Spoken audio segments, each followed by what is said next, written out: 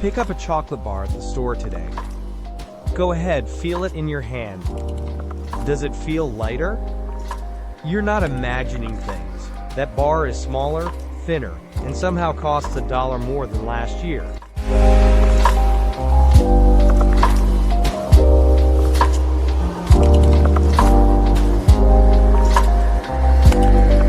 Most people blame greedy companies. And sure, that's part of the story.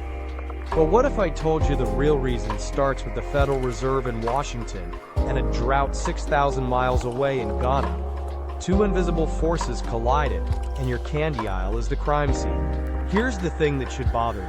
Cocoa was about $2,500 a ton in early 2023. By April 2024, it exploded past $11,000. That's not a price increase. That's a quadrupling. Imagine your rent doing that in 14 months. Now, most news outlets pointed at bad weather in West Africa. And yes, that's real. But weather alone doesn't explain a 4x price shock.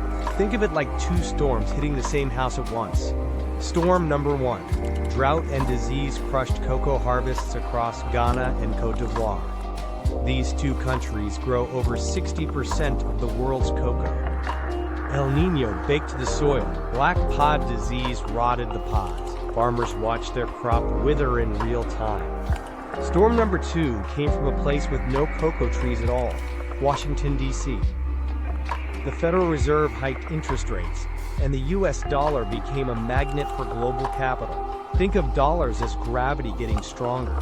Money rushed into America, and Ghana's cedi collapsed, losing over 40% of its value in 2022 alone. Suddenly, every bag of fertilizer, every liter of fuel, every shipping container priced in dollars became impossibly expensive for a Ghanaian farmer earning cedis. One storm kills the harvest. The other storm makes replanting unaffordable. And that, right there, is the collision your chocolate bar never recovered from.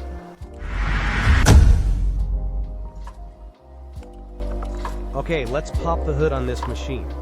Picture the global economy as a giant plumbing system. The US dollar is the main water line. When the Federal Reserve raises interest rates, it cranks up the pressure in that pipe. Capital money flows toward wherever the return is highest. And suddenly, America's pipes are offering the best deal in town. Brent Johnson of Santiago Capital calls this the Dollar Milkshake Theory. America's straw is the biggest, and it's sucking capital out of every other glass. Ghana's glass? Nearly empty. The cedi lost over 40% of its value in 2022. That's not a dip. That's a currency in freefall. Now here's where it gets cruel. A cocoa farmer in Ghana earns cedis. But fertilizer? Priced in dollars. Fuel for transport? Dollars. Shipping containers to move beans overseas? Dollars. When the cedi collapses, every single input cost doubles overnight. Imagine your paycheck staying the same while your grocery bill doubles. That's what happened to hundreds of thousands of farmers. They couldn't afford to replant. They couldn't afford pesticides to fight black pod disease. Meanwhile, El Niño turned rainfall patterns upside down. Côte d'Ivoire and Ghana, over 60% of global cocoa, watched harvests collapse. Cocoa futures rocketed past $11,000 per ton by April 2024. A year earlier, it was $2,500. That's not inflation. That's a supply emergency. So who absorbs this shock before it reaches your shelf? Meet the middlemen. Companies like Barry Callebaut, Hershey, and Mondelez don't buy cocoa at today's price. They use forward contracts, basically locking in prices months or years ahead. Think of it like buying a plane ticket 6 months early. Smart, right? But here's the hidden cost. When prices spike, these hedges protect the corporations temporarily. They delay the pain. But they also block Ghana's cocoa board, COCOBOD, from capturing windfall revenue. Ghana can't stockpile dollars when prices soar. That starves the central bank of foreign reserves. It desperately needs to defend the cedi. So the hedge that protects Hershey's balance sheet quietly undermines Ghana's entire monetary defense.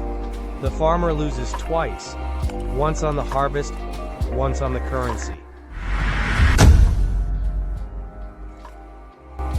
Now, here's the misconception most people carry around. They think chocolate got expensive because companies are greedy. Just CEOs in boardrooms deciding to charge more.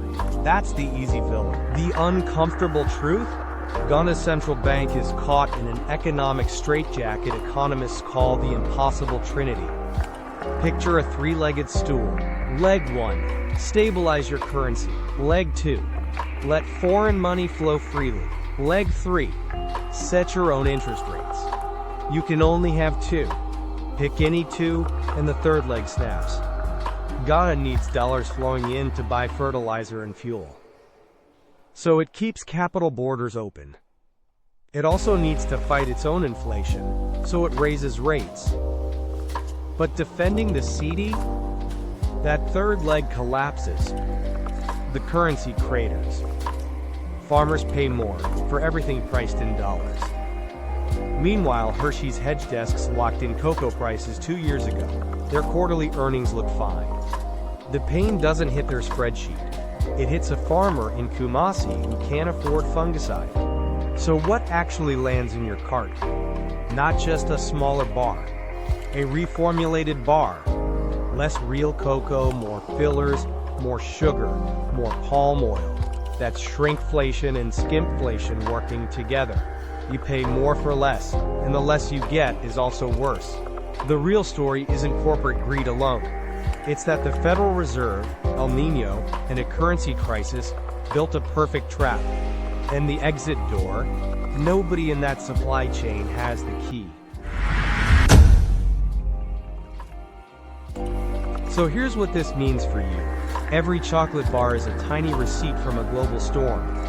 The Fed raises rates, the dollar strengthens, a farmer in Ghana can't buy fertilizer. That broken link travels 6,000 miles and lands in your shopping cart.